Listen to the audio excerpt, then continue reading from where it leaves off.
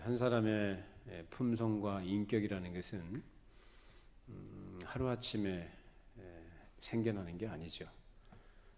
그 사람이 태어난 집안이 어떤 집안이냐, 그리고 그 부모가 어떤 사람이냐, 그 부모의 영향을 지대하게 받게 돼 있고, 그뿐만 아니라 그가 이제 성장하는 과정 속에서 또 속해 있는 그 환경과 조건들, 그리고 교육, 또 그가 관계하는 그 사람들과의 사이에서 이러한 것들이 형성이 되게 됩니다. 이것은 그 사람이 원하든 원하지 않든 관계없이 필연적인 것이죠. 그런데 그러한 환경이나 어떤 조건들 속에서 그 사람이 어떠한 마음과 태도를 가지느냐에 따라서 그 결과는 얼마든지 달라질 수가 있다는 것입니다. 그래서 어떤 사람은 성품이나 그 인격이 참 좋아요. 그래서 좋아서 어떤 사람들에게 좋은 평가, 긍정적인 평가를 받는 것과 더불어서 당연히 그 사람들에게 감화를 주기도 하고 좋은 선한 영향을 미치기도 합니다만, 반면에 어떤 사람은 그가 속해 있는 가정이든지 또는 그가 속해 있는 사회나 어떤 관계들 속에서 아주 부정적인 평가를 받는 사람이 있습니다. 그 옆에 사람이 없어요. 그리고 뿐만 아니라 다른 사람들에게 아주 나쁜 영향을 끼치는 그러한 역할을 하는 인물이 되기도 합니다. 제가 왜 이 말씀을 드리냐면, 우리 예수를 믿는 신자들이 간과하고 있는 부분이 바로 이 부분과 관계가 있기 때문에 그렇습니다.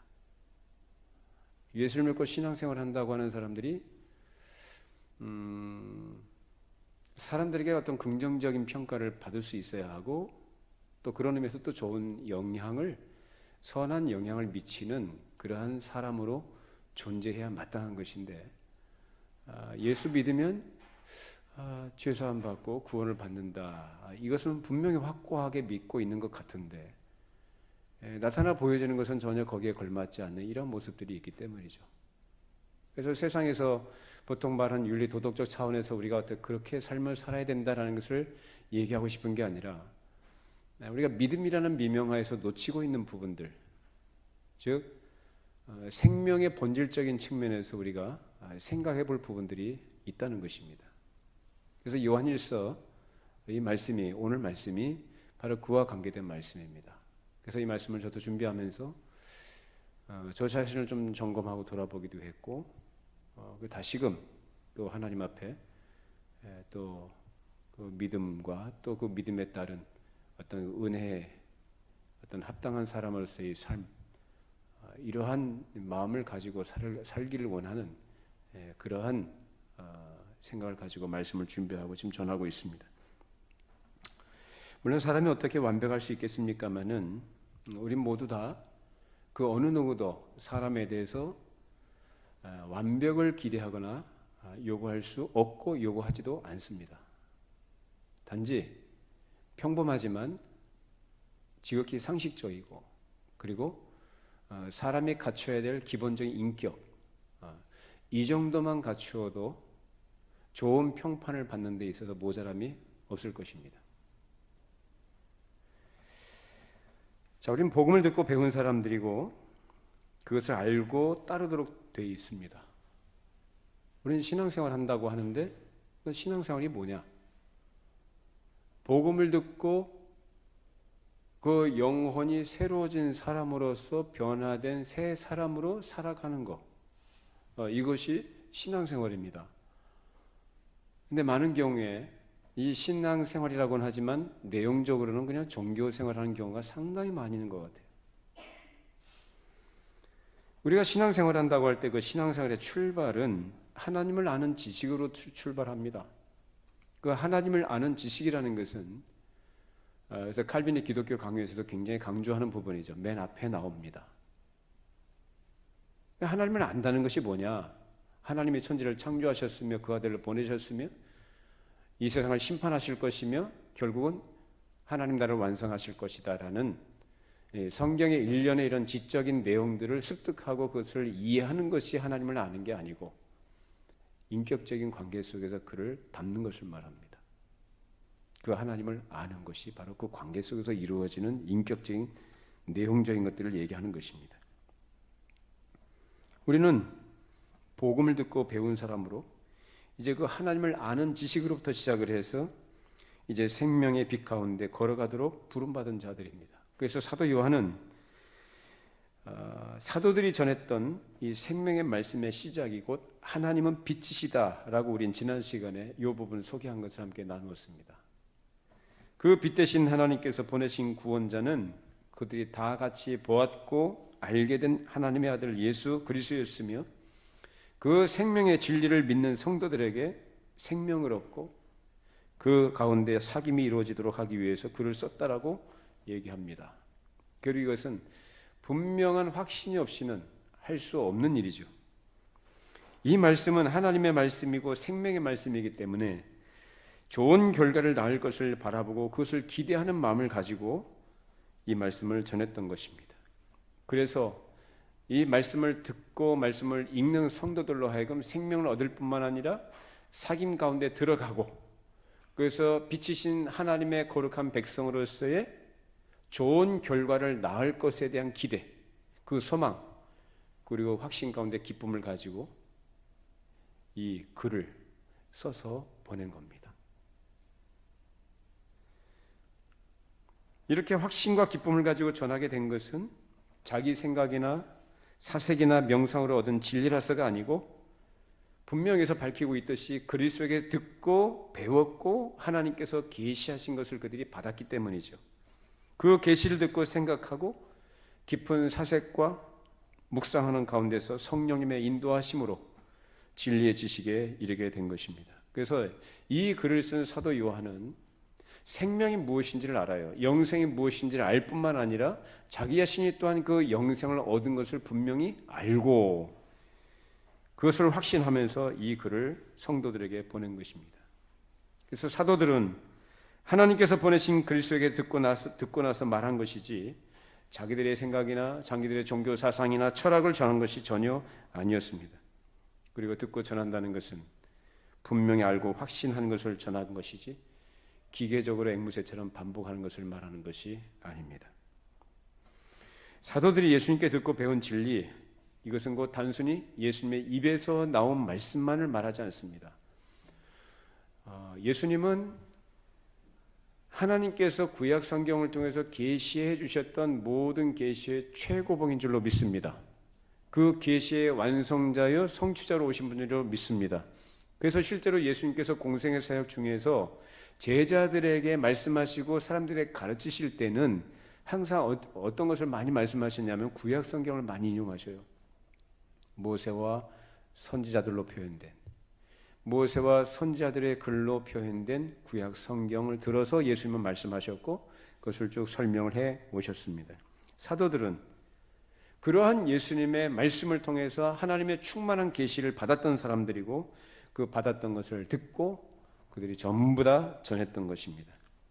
결국 그 계시의 내용은 하나님께서 독생자를 세상에 보내셨고 그로 말미암아 우리를 살리려고 하셨으며 생명을 주시고 더 풍성히 주시려고 하셨는데 사도들은 바로 그 목적을 위해서 확신을 가지고 이 생명의 말씀을 전한 것입니다. 그리고 이 말씀은 오늘날도 동일하게 앞서갔던 우리 믿음의 선조들뿐만 아니라 모든 교회와 우리에게까지 동일하게 전해준 진리의 말씀인 줄로 믿습니다.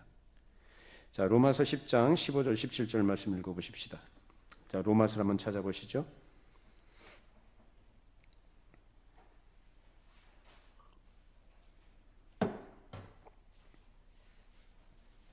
자, 로마서 10장 15절 17절 말씀. 자, 같이 함께 있습니다. 보내심을 받지 아니했으면 어찌 전파하리요 기록된 바 아름답도다 좋은 소식을 전하는 자들의 발이여함과 같으니라. 그러나 그들이 다 복음을 순종하지 아니하였도다. 이사야가 이르되 주여 우리가 전한 것을 누가 믿었나이까 하였으니 그러므로 믿음은 들음에서 나며 들음은 그리스도의 말씀으로 말미암았느니라. 자, 보내심을 받은 자들이 있었다. 그 보내심을 받은 자들이 누굽니까? 사도들이죠. 제자들이 보냄받은 것이죠. 오늘날까지도 복음을 전하도록 보냄을 받은 자들로 인해서 그리스도의 복음이 전파된 줄로 믿습니다. 그래서 복음을 듣는 사람들이 다 믿느냐? 누가 믿습니까? 택함 받은 자들만, 구원하시기로 작정된 자들만 이 복음을 듣고 믿습니다. 믿으십니까? 여러분 믿으세요? 그렇죠. 복음을 전한다고 해서 누구나 다 받고 믿는 거 아니에요. 택하심을 받은 자들만 믿고, 그 믿음은 복음을 듣는 것으로부터 나오는 것이며 그 복음은 그리스도의 말씀으로 말미암았다라고 말합니다. 말씀을 통해 성령께서 사람을 깨닫게 하시고 믿게 하시는 것이지, 사람이 자기의 이성, 자기의 지적 능력 가지고 깨닫고 알고 인정하는 게 아닙니다. 자연인은 그거 절대 안 되게 돼 있어요. 말씀을 기본적으로 사람은, 자연인은 거부합니다. 다 믿어지지도 않고 이해도 못하고 깨닫지도 못해요. 오직 성령께서 깨닫게 하실 때에만 그 사람은 복음을 듣고 믿게 되는 것입니다. 그러나 이 세상의 모든 사람들은 자연의 상태에 있기 때문에, 영적으로 죽어 있기 때문에, 들을 수 있는 귀가 없기 때문에, 그래서 지적으로 아무리 그들이 탁월하고 세상의 온갖 지식을 다 구배한다 할지라도 하나님을 모르는 그 무지 가운데 있기 때문에 그들 안에 생명이 있습니까? 없습니까? 생명이 없어요. 영적으로 완전히 죽어 있는 자들이에요. 그래서 사람이 살기 위해서, 생명을 위해서, 그리고 성도의 사귐을 위해서, 생명이 풍성하기 위해서는 누구를 알아야 되느냐? 하나님을 알아야 된다. 여러분에게 하나님을 아는 지혜와 지식이 풍성해지기를 바랍니다. 하나님을 아는 것만큼 그 사람은 생명력을 더 발휘합니다. 하나님을 아는 것만큼 그 사람은 생명의 풍성함을 누립니다. 그래서 우리에게 중요한 건 뭐냐? 하나님은 어떤 분이시냐? 그 하나님께서 우리에게 원하시는 것이 무엇이냐? 그것을 알아야 하는 것입니다. 그 하나님께서 보내신 아들 예수 그리스도께서 이 세상에 오신 것은 우리로 하여금 그로 인해 영생을 얻게 하려고 오셨다라는 것, 우린 기본적으로 이것을 복음의 내용으로 알고 있습니다. 그러므로 누구든지 그 보내신 자 예수 그리스도의 복음을 듣고 믿으면 뭘 얻습니까? 영생을 얻습니다. 생명을 얻습니다. 이건 단순한 얘기가 아닙니다. 이건 기적입니다. 자연인은 못 믿는다니까요. 성령께서 그 사람을 정말로 거듭나게 하시고 새롭게 하셔야만 믿는다니까요. 그러니까 이것처럼 기적이 없는 거예요. 여러분, 전도하기가 쉽습니까? 전도하기 참 어렵죠. 여러분 주변에, 심지어는 가족들 가운데도 예수 안 믿는 분들한테 복음 전하면 그 복음 받아들이든가요? 인정하든가요? 나도 믿을래 그러든가요? 이런 말 하죠. 죽었다 깨어나도 안 믿는다고. 그러나 하나님께서 하시면 되는 줄로 믿습니다. 사람은 안 돼요. 사람은 전혀 저 사람 불가능할 것 같아요. 아직 못을 박아도 안 들어갈 사람이에요. 근데 하나님께서 하시면 됩니다. 그 영혼을 위해서 기도하시고 잘 섬겨주시기를 바랍니다.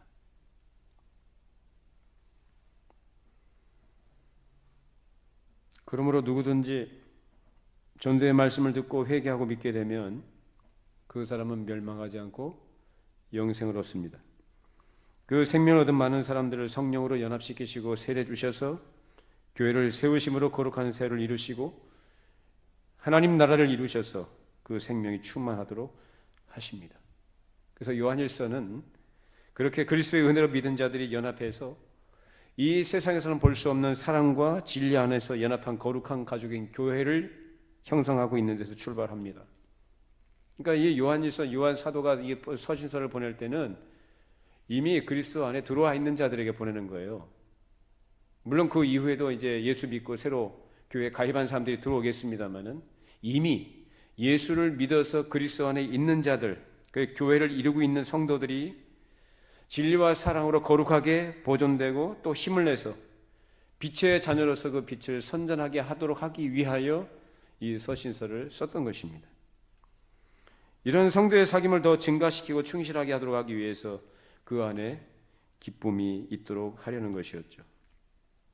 그래서 그 가운데 빛이신 하나님께서 이 사귐 속에 함께 하시기 때문에 자연히 거룩한 빛을 비치는 사회가 되는 것이며 진리와 사랑이 충만하게 드러나는 하나님 나라가 될 것입니다. 이것을 위해서 사도 요한이 교훈합니다.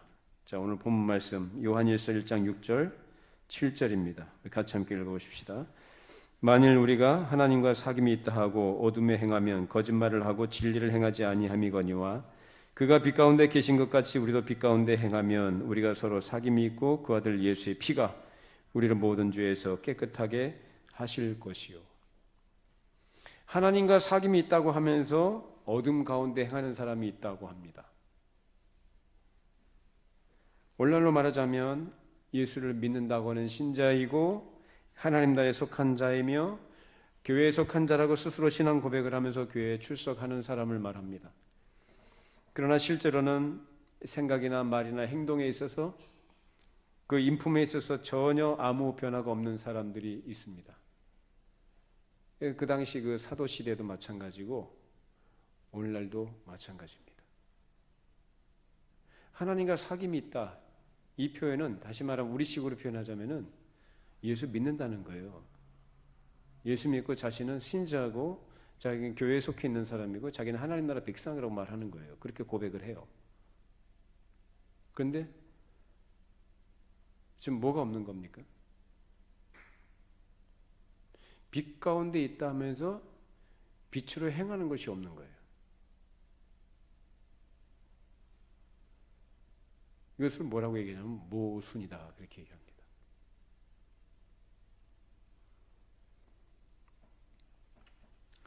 그래서 실제적인 생각과 말과 행동에 변화 없는 사람들이, 그래서 예수님을 떠나서 살아가는 자연인들과 더불어서 살아가는 그러한 모습으로 나타나는 이런 모습들이 있을 때 그것은 곧 거짓말하는 자들이다 라고 얘기합니다. 예수를 믿는 신자라는 것은 하나님을 떠나서 무지한 가운데서 하나님의 법을 거스르며 불의하게 살던 죄를 회개하고 하나님께로 이제 돌아가서 그리스도의 공로를 힘입어서 사죄와 죄 씻음을 받고 새 사람으로 살아가는 것을 말합니다. 그것이 신앙생활입니다. 그러니까 우리 신년주일에 말씀 나눴던 새 사람을 입으라는 말씀, 그 말씀이죠. 새 포도주는 새 부대에 담아야 된다는 말씀도 있죠. 그러니까 새 사람이 되었으면, 그러니까 예수 믿는다고 하면 새 사람이 된 거거든요. 그 새 사람이면, 새 사람 되었으면 그 존재 자체가 달라지는 것으로 보여지는 것들이 있어야 된다는 겁니다. 아닌데 종교적으로 그렇게 보여주기식의 어떤 것을 하라는 게 아니고요. 요새 그 사람들이 쇼를 많이 하죠. 쇼는 속은 전혀 안 그런데 괜찮은 것처럼 보이는 거예요. 보이는 거 사람들에게. 사람들을 속이는 거죠. 자기 치장하기 좋아하고. 그런 사람들이 아무런 변화가 없이 교회만 다니고 있다고 할 때에 그런 상태에 있으면서도 여전히 자기는 하나님과 사귐이 있다고 하고 자기는 그리스도인이다, 신자라고 말한다면 그것은 거짓말이라는 것입니다. 그리고 자기 스스로 죄 없다고 얘기한다면 하나님을 거짓말한 자로 또 만드는 것이고 여러 가지 죄를 짓게 되는 것입니다. 우리가 분명히 확인해야 될 것은요, 죄인이 거룩하신 하나님께 가까이 나아가면 반드시 그 사람은 변화가 되게 돼 있습니다. 이것은 필연적인 것입니다. 자, 우리 요한복음 3장을 한번 찾아보십시다. 요한복음 3장 19절에서 21절 말씀.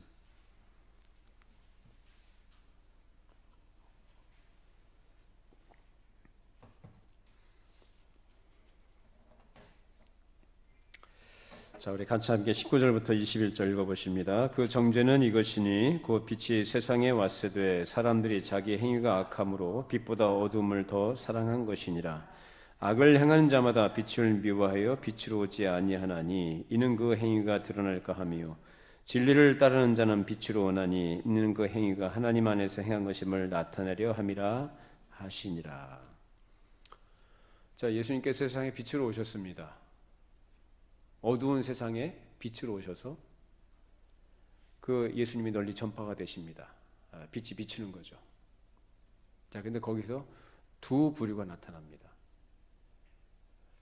하나는 예수님으로 인해서 빛으로 가까이 나오는 자들, 즉 빛의 자녀들로 나타나고, 다른 하나는 어둠의 불순종의 자식들로 나타납니다.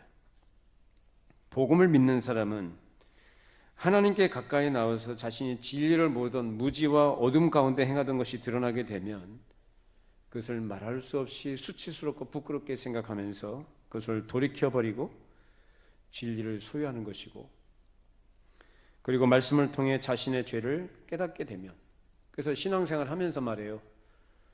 우리가 신앙생활 한다고 할 때 우리가 죄 안 짓고 전혀 죄와 상관없이 삽니까? 우린 죄를 또 짓죠. 그게 우리의 처지고 현실이에요. 그러면 그것을 밝히 보여주는 것, 그걸 깨닫게 해주는 게 뭡니까? 이것이 죄다. 이것이 하나님이 싫어하시는 것이다. 하나님이 기뻐하는 게 아니다라는 걸 알려주는 게 뭐예요? 율법이죠, 율법. 말씀이거든요. 그래서 말씀을 통해서 말씀을 통한 깨달음, 말씀을 통한 깨우침, 말씀을 통해서 그를 알게 하실 때에 통해 자복하고 거기에서 사죄의 은혜를 구하면서 죄를 벗어버리고 그래서 자꾸 계속해서 거룩해지는 것입니다. 이것이 우리 신앙생활의 여정이에요. 그러니까 우리가 빛을 보기 전에는, 빛이 뭔지를 모를 때는 그럴 일이 없어요. 그러니까 여전히 그냥 어둠 가운데 있는 것이고, 죄가 죄인지도 모르고 평생을 그렇게 살다가 그냥 죽게 돼 있는 거예요. 근데 이제 그런 가운데 있던 우리들에게 빛이신 예수님께서 우리에게 비춰주셨고 그를 믿는 믿음을 주셔서 이제 생명을 얻게 됐다. 눈을 뜨게 됐다는 거예요. 이제 귀가 생겼다 이거예요. 아, 이것이 사는 길이구나. 이것이야말로 정말로 생명과 영혼에 관한 길이구나 라는 것을 알고 나서부터는 이제 방향 전환이 되는 거예요. 방향 전환이 돼서 우리 철로역정을 공부했습니다만은, 저 천성을 향해 가는 그 크리스찬이 가는 여정에 있어서 얼마나 많은 시험들과 공격들이 있고 어려움들이 첩첩산중으로 쌓여 있습니까? 그 난관들을 헤쳐나가는 은혜가 있다는 거예요. 시험에 들 때도 있고 미끄러지기도 하고요, 죄의 잠에 빠질 때도 있습니다. 하나님의 택한 백성은 그래서 그를 말씀으로 깨닫게 하신다니까요. 말씀으로 자꾸 자극을 주시고 깨닫게 하시고 책망하시고 교훈하셔서 그 자기가 지금 어떤 방향을 가고 있는지, 어떤 처지에 있는지를 보게 하신다. 속일 게 아무것도 없고 감출 것이 없어요. 그래서 하나님의 말씀으로 인한 지적, 하나님의 말씀에 의한 책망, 이것은 우리에게 생명인 줄로 믿으시길 바랍니다. 그거 없이는 사람은요 몰라요. 우리가 중에 율법이에요. 율법, 하나님의 말씀은.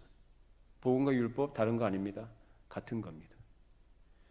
무슨 말이냐면은 이 성경 말씀이 하나님의 율법이요 복음이다라는 것을, 이것을 깊이 이해를 하게 되면, 아, 이것은 다른 게 아니고 하나구나라는 걸 알게 됩니다. 자, 우리 에베소서 5장 한번 넘겨보십시다.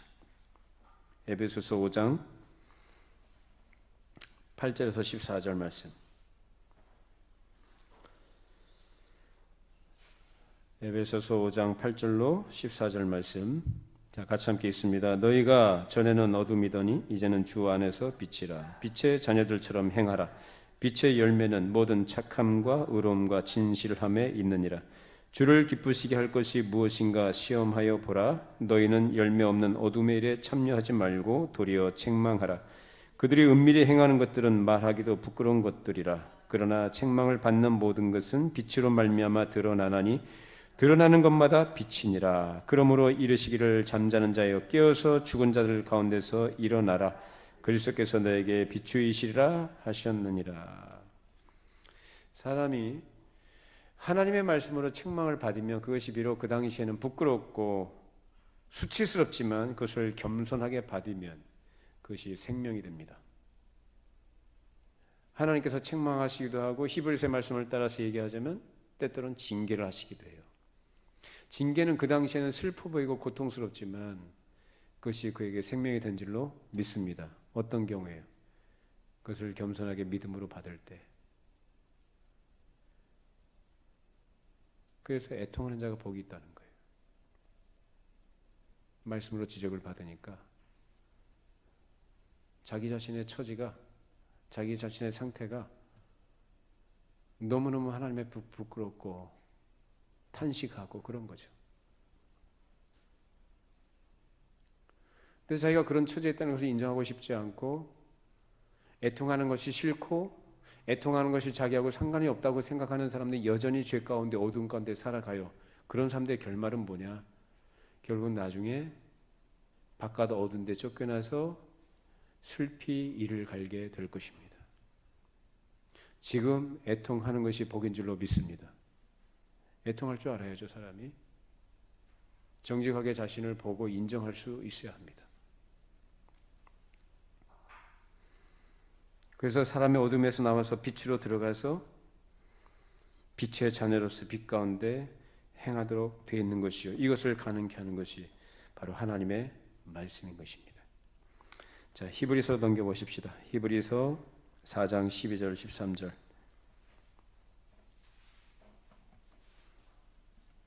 히브리서 4장 12절 13절. 자, 같이 함께 읽습니다. 하나님의 말씀은 살아있고 활력이 있어 좌위에 날선 어떤 검보다도 예리하여 혼과 영과 및 관절과 골수를 찔러 쪼개기까지 하며 또 마음의 생각과 뜻을 판단하나니 지으신 것이 하나도 그 앞에 나타나지 않음이 없고 우리의 결산을 받으실 이의 눈앞에 만물이 벌거벗은 것 같이 드러나느니라. 하나님 앞에는 감출 것이 없다는 거죠. 그래서 하나님의 말씀은요, 우리 안에 숨겨져 있는 것, 그동안 드러내지 않았던 것들, 사람이 알지 못하는 것까지도 말씀 앞에서는 다 벌거벗은 것 같이 드러납니다. 그래서 성경 말씀은 우리에게 그런 가운데서 자기 자신의 상태를 인정을 하고 직시하면서 애통하는 것이 복이다라고 말씀하고 있습니다. 근데 이런 것과 상관없이 그냥 어두움 가운데 그대로 있으면서 교회는 다니면서 자신이고 누리고 싶은 은혜는 놓칠 수 없으니까 스스로 그리스도인이라 여긴다면 그것은 거짓말하는 것입니다. 우리 하나님 앞에서 겸손하고 정직하기를 바랍니다. 하나님의 말씀은 예로부터 언제나 한결같아요. 한결같은 말씀이 뭐죠? 죄인들을 향해서 하신 말씀이에요. 죄인들에게 항상 말씀하십니다. 회개하고 돌아오랍니다. 구약이나 신약이나 항상 같은 말씀이에요. 회개하고 돌아오면 하나님께서 그를 불쌍히 여기시고 어떻게 하신다고요? 용서하신다는 약속입니다. 믿으시기 바랍니다. 어떤 죄를 지었다 할지라도 정말로 율법적인 회개가 아니라 정말로 내가 그렇게 살아서는 안 됐는데, 내가 그렇게 해서는 안 되었었는데, 이런 또 이렇게 미련한 것이 하나님 앞에 이런 죄를 지었군요. 자기의 죄를 깨닫고 통회하는 거예요. 다윗이 그렇게 했었습니까? 그 진실한 회개, 그리고 돌이키는 거예요. 돌이킨다는 건 뭐죠? 그것을 그 자리를 떠나는 겁니다. 자기가 붙들고 있었던 것 죄를 어떻게 해요? 버리는 거예요. 그리고 하나님께 돌아오면 하나님은 언제든지 용서해 주신다고 말씀해 주셨습니다. 그러면 어떤 사람이 돌아갈까? 어떤 사람이 돌아갈까? 여러분 탕자 얘기 잘 아시죠?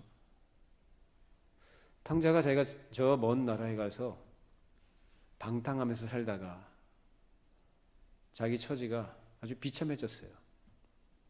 돼지 우리에서 돼지 먹는 열매도 먹지 못할 정도로 그렇게 비참하고 궁핍해졌습니다. 그때 자신의 처지를 절절하게 깨닫는 거죠. 자기 인식, 자기를 아는 거죠. 자기를 자세히 살피고, 그래서 자기가 어떠한 상태에 있는가, 어떤 방향으로 가고 있는가, 그리고 무엇을 위해서 살고 있는가를 자세히 조사를 해보고, 그래서 깨달은 사람만이 돌아갑니다. 뭐 회개하고 돌아갑시다 해서 다 돌아가는 거 아니에요. 그러니까 말씀을 전해도, 이런 말씀을 전해도 듣는 사람이 듣고 전해도 못 듣는 사람이 있어요. 우리 말씀 앞에서 우리 서로 각자가 자기의 영적 상태를 살펴보시고, 내가 지금 어떻게 살아가고 있는가, 무엇을 위해서 살고 있는가. 그래서 그것이 하나님께서 나를 거룩한 그리스도의 은혜 안에서 그 자녀 삼아주신 목적에 부합되지 않는 상태에 있다, 나를 부르시고 나에게 요구하시는 그 길로 내가 가고 있지 않다고 한다면 여러분 거기서 멈추셔야 돼요.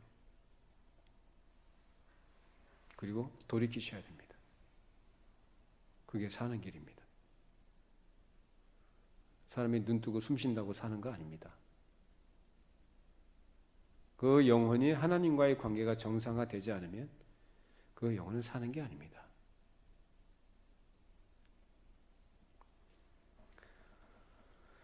여러분은 어떻습니까? 여러분은 하나님과 지금 사귐 속에 있습니까? 어떻습니까? 우리가 하나님과 사귐이 있다고 하려면 하나님을 알고 하나님을 아버지라 부르는 하나님의 자녀답게 그 하나님을 닮고 변화가 있어야 합니다. 성령께서 우리를 그 진리 가운데로 인도하시기를 바랍니다. 사람이 어떤 종교적인 체험을 할 수 있고 남모르는 특별한 체험을 할 수도 있습니다만은 그것으로 사람이 변화되는 거 아닙니다. 그 사람의 성경 어느 한 부분을 통해서 어떤 경우에 은혜를 받았다 할지라도 그것으로 사람이 변화되는 거 아닙니다. 성령님께서 그 마음을 새롭게 하셔야만 변화가 됩니다. 어떤 경우이든지 성령께서 우리를 말씀으로 새롭게 하셔야만, 우리의 속사람을 새롭게 하셔야만, 새 마음을 갖도록 하셔야만 사람은 달라집니다. 무엇으로요? 오직 말씀으로. 자, 우리 한번 따라서 해봅시다. 오직 말씀으로. 오직 말씀으로요. 사람의 노력으로나 사람이 열심히 공부한다고 해서 어떤 탁월한 이론을 가지고 사람을 교육시킨다고 해서 사람이 달라지는 거 아니에요. 부분적인 개선은 있어요. 그러나 참된 본질적인 변화는 오직 성령께서 말씀으로 그 사람을 깨닫게 하시고 새롭게 하시는 은혜의 역사가 있을 때에만 달라집니다. 우리가 예수를 믿고 신앙생활을 해나가는데 주의해야 될 것은, 믿으면 멸망하지 않고 영생을 얻는다, 또는 로마서의 주제와 같이 이신칭의 교리, 오직 믿음으로만 의롭다 하심을 얻는다라는 이 교리를 오용하는 것입니다. 물론 성경은 믿음이 중요하기 때문에 언제나 믿음을 강조합니다마는 그것을 오해해서 믿음의 실상이 무엇인지는 놓치고 믿음 지상주의나 은혜 지상주의에 빠지게 되는 것입니다. 특히 장로교 교인들이 그런 오류에 많이 빠집니다. 늘 하는 얘기죠. 한 번 구원은 영원한 구원이고 하나님께서 택하신 자들은 어떻게든지 하나님께서 돌이키게 하셔서 구원에 이르도록 하신다라는 이 성경의 교리를 오용남용하는 겁니다. 여러분, 약 같은 것도 오남용을 주의하라 이런 문구들이 있죠. 오용하거나 아니면 남용하게 되면은 그 약 본래 효과를 봐요, 못 봐요? 못 볼 뿐만 아니라 오히려 해를 가져옵니다. 약 자체가 잘못된 거 아니에요. 성경 말씀이 잘못된 게 아니고 틀린 게 아니라 모자란 게 아니라 결함이 있는 게 아니라 언제나 사람의 문제입니다. 그저 입으로는 믿는다고 하지만 마음과 행동은 그 믿음과 아무 상관없이 살아간다면 이것은 구원에 이르는 믿음이 아닙니다. 만일 입으로 고백한 대로 모든 사람들이 다 구원받는 사람이 된다고 한다면 그래서 지옥 갈 사람은 그렇게 없을 것 같습니다. 근데 성경에도 그렇게 말하지 않아요. 우리가 잘 마태복음 7장 21절에 뭐라고 합니까? 예수님이 나더러 주여 주여 하는 자마다 다 천국에 들어갈 것이 아니요 오직 하늘에 계신 내 아버지의 뜻대로 행하는 자라야 들어가리라. 입으로 주여 주여 한다고 그건 교회 안에 있는 사람들 말해요. 교회 다니는 사람들. 입으로는 예수 믿는다고 해요. 그러나 그 행실에 있어서 생각하는 것이나 말과 행동들이 어떻게 나타납니까? 아주 나쁜 열매로 나타납니다. 나쁜 열매로. 좋은 열매는 좋은 열매를 맺게 돼 있는데 그래서 그 열매로 그들을 안다 예수님 말씀하시잖아요. 바리새인들 보고. 또 야고보서 2장 14절에 뭐라고 말씀합니까? 내 형제들아 만일 사람이 믿음이 있노라 하고 행함이 없으면 무슨 유익이 있으리요? 그 믿음이 능히 자기를 구원하겠느냐. 그러니까 입으로는 믿는다고 하는데 행함이 없다 이거예요. 믿음은 반드시 무엇과 같이 갑니까? 믿음 따로 행함 따로예요? 오직 믿음이라고 하니까 행함은 관계가 없나요? 동전의 양면과 같은 거예요. 불가분의 관계예요. 같이 가는 거예요. 살아있으면 사람이 움직이잖아요. 생명이 있으면. 생명의 증거는 그 사람이 점점점 성장해 가는 것이고요. 활동하는 걸로 나타납니다. 그 안에 사람이 믿음으로 구원을 얻고 생명을 얻은 사람이라고 한다면 그 생명의 어떤 증거들이 나타난다는 거예요. 그것이 뭘로 나타나느냐? 좋은 열매로 나타납니다.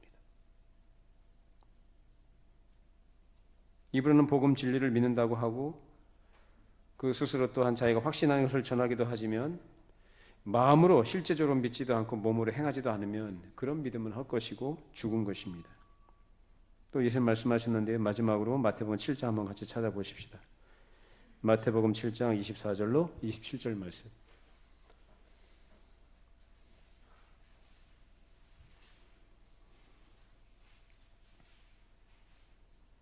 자, 마태복음 7장 24절 27절 말씀입니다. 그러므로 누구든지 나의 이 말을 듣고 행하는 자는 그 집을 반석 위에 지은 지혜로운 사람 같으리니 비가 내리고 창수가 나고 바람이 불어 그 집에 부딪히되 무너지지 아니하나니 이는 주추를 반석 위에 놓은 까닭이요 나의 이 말을 듣고 행하지 아니하는 자는 그 집을 모래 위에 지은 어리석은 사람 같으리니 비가 내리고 창수가 나고 바람이 불어 그 집에 부딪힘에 무너져 그 무너짐이 심하니라. 산상순 마지막 결론입니다. 하나님께서 즉 주님께서 우리에게 말씀을 주신 것은 그 말씀을 듣고 입으로 믿고 입으로 시인할 뿐만 아니라 어떻게 하라는 겁니까? 그 믿음과 그 시인한 대로 어떻게 해요? 행하라는 겁니다. 행함. 움직여라. 활동하라. 그렇게 살라. 그겁니다. 참 믿음에는 그래서 입으로 고백이 나오는 것이고 몸으로는 행동이 나옵니다. 근데 입으로 고백들은 잘하는데 몸으로 행동이 안 나온다? 그거는 의미 없다는 거예요. 헛거다. 그러면서 자기는 믿는다. 자기는 신자다. 그렇게 얘기하는 것은 거짓말하는 것이다. 지금 분명히 얘기합니다. 성경에서. 그렇기 때문에 예수를 믿는다고 하면서도 그 가치관이 변하지 않고 그 마음과 행동으로 빛이신 하나님께 가까이 나가지도 않으면서 여전히 어둠 가운데 산다면 그 사람은 헛것이요 하나님과의 사귐도 불가능하다는 것입니다. 그러니까 하나님과 사귐이 없기 때문에 하나님을 닮을 수가 없죠. 여러분, 우리가 어떤 사람과 사귀느냐에 따라서, 어떤 사람과 교제하느냐에 따라 그 사람의 영향을 많이 받습니다. 서로 영향을 주고받죠. 여러분 주변에 어떤 사람이 있습니까? 부정적인 사람이 있습니까? 부정적인 사람하고 교제를 깊이 하십니까? 그럼 여러분도 부정적인 사람이 됩니다. 정말이에요. 왜냐하면은 선한 것은 그 영향력이요, 참 힘들어요. 왜? 사람이 갖고 있는 본성하고는 안 맞기 때문에. 자연인이 갖고 있는 본성에 부합된 것이 뭐냐? 부정적인 거예요. 아주 거칠고 혈기가 많고 완고하고 온갖 악한 것만 생각하고 이 세상 가치를 따라가는 것. 그것이 바로 어둠에 있는 사람이에요. 여러분 주변에 어떤 가치관을 갖고 있는 사람이 있습니까?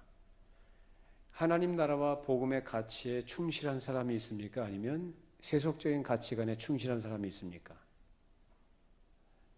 여러분이 그 영혼을 정말로 위해서, 그 영혼을 정말 구원하기 위해서, 복음을 전하기 위해서 가까이 하는 건 좋지만 그 사람이 좋아서 교제하는 것은 삼가하시기 바랍니다. 왜? 나쁜 영향을 쉽게 받아요. 믿음의 말을 하는 사람이 옆에 있는가, 아니면 불평하고 원망하는 말을 하는 사람이 옆에 있는가를 한번 살펴보세요. 내 남편이나 내 아내나 내 자녀들이나 내 주변의 친구들이나 이웃들 가운데 어떤 사람들이 있는가를 한번 쭉 살펴보세요. 바라기는 여러분들은 그런 사람은 아니어야 되는 것이 마땅한 것이고, 여러분이 빛에 거하시는 하나님, 빛이신 하나님, 그 빛 가운데 함께 하나님과 사귐이 있다고 하는 사람이라고 한다면 여러분은 누구를 닮아야 되느냐? 하나님을 닮아야죠. 자신 없어요? 현저하게 떨어지는 내 모습을 생각하니까 부끄럽고 자신이 안 섭니까? 이거 우리 힘으로 안 된다고 했잖아요. 그래서 필요한 것이 성령께서 우리 안에 역사해 주시는 겁니다. 말씀으로 우리를 깨우쳐 주시고 우리 마음을 새롭게 하시는 그 은혜가 있기를 바랍니다. 그거 없이는 참 어렵습니다. 그래서 어쩔 수 없이 율법적으로 행하게 돼 있고, 율법이라는 것은 사람의 애를 써도 안 되는 건데, 그래서 한계에 부딪히게 돼 있고 절망에 빠지게 됩니다. 그런 우리에게 그래서 예수님이 필요한 것이고, 그 예수를 믿는 사람이라면 이제 하나님을 가까이 하고 하나님과 사귐 속에 들어가는 것. 그러니까 나로서는 지금이 안 되지만, 그래서 점차적으로 그 하나님을 닮아가는 모습들이, 예수님을 통해서 하나님께로 가까이 나가는 사람들이 어떻게 해요? 점점점 닮아가는 것으로 나타납니다. 이런 사람은 하나님께서 함께 해주시고 그 사귐을 가질 뿐만 아니라 그 사귐 속에서 이제 하나님을 더 깊이 사귀고 사귈수록 어떻게 될까요? 더 많이 하나님을 닮아가겠죠. 그런 은혜가 있기를 바랍니다. 우리 신앙의 연조가, 횟수가 더해져 갈수록 우리 그래야 되지 않겠습니까? 우리 마음대로 살았던 때는 지나간 대로 족한 줄로 압니다. 우리 마음을 다시금 다잡고 우리가 미처 생각하지 못했던 것들, 가벼이 여기고 간과했던 부분들 다시 한번 정신을 차리고 다시 한번 우리의 마음을 추스려서 말씀 앞에 우리 자신을 세우고 하나님께로 가까이 갈 수 있기를 바랍니다.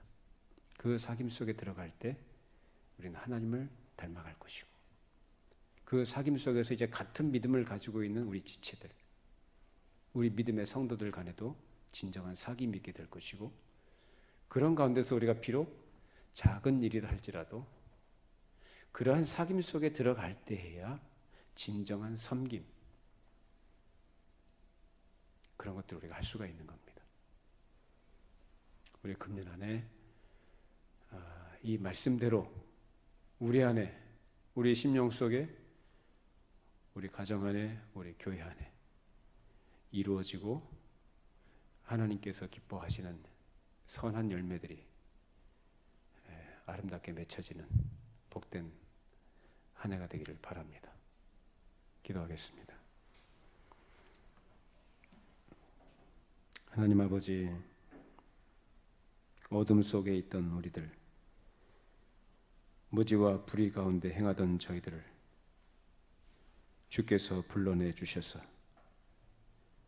우리에게 주의 말씀을 들을 수 있는 귀를 허락하시고 우리의 무지한 가운데 있던 영혼을 깨닫게 하셔서 하나님의 생명의 말씀으로 살게 하심을 감사를 드립니다. 이제 예수 그리스도의 피로 주의 씻음을 받고 하나님의 거룩한 백성으로 부름받았는데 우리가 그동안 놓치고 있던 부분들, 우리가 또 가볍게 여기고 지나쳤던 부분들을 하나님 말씀으로 돌이켜보고 깨닫게 해주셔서 이제 앞으로 우리에게 주어진 은혜의 시간들을 하나님의 자녀답게 살게 하심을 감사를 드립니다. 주님, 우리 속사람을 주의 말씀으로 성령께서 날마다 새롭게 하시고 강건케 하셔서 이전에 경험하지 못했던 그 하나님의 은혜의 복음의 말씀의 능력을 우리 성도들이 실제적으로 경험하고 그것을 누리면서 이 세상에 하나님의 거룩한 빛의 자녀됨을 나타낼 수 있는 복 있는 사람들이 되게 하여 주시옵소서.